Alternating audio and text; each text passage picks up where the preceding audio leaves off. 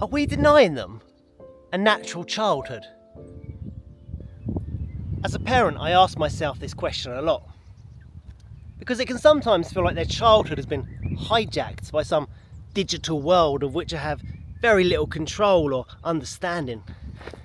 And I don't know if it's addiction or compulsion, but it does make me wonder, am I enrolling them in some kind of unspoken social experiment? I mean, will we look back at this time in 20 years and think, what the hell were we thinking? They're the first generation in human history to grow up primarily indoors, staring at artificial light, disconnected from their natural state and removed from the living world that is part of who they are.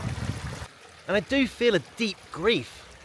There's an inherent tension around the disparity between the more natural childhood I imagine for my children and the world I'm actually handing them.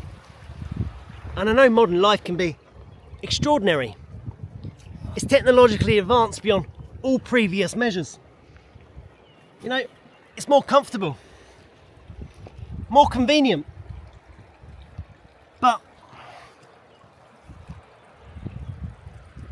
at what cost? Most modern kids can now name hundreds of brand logos, yet not a single plant or tree name. And apparently, children in Britain are spending 7 hours a day on screens. Whoa! And less than 30 minutes a week playing in nature! How can we possibly expect them to care for a world that they barely even know? Children today are severely nature depleted, and it is, I believe, a crisis of experience.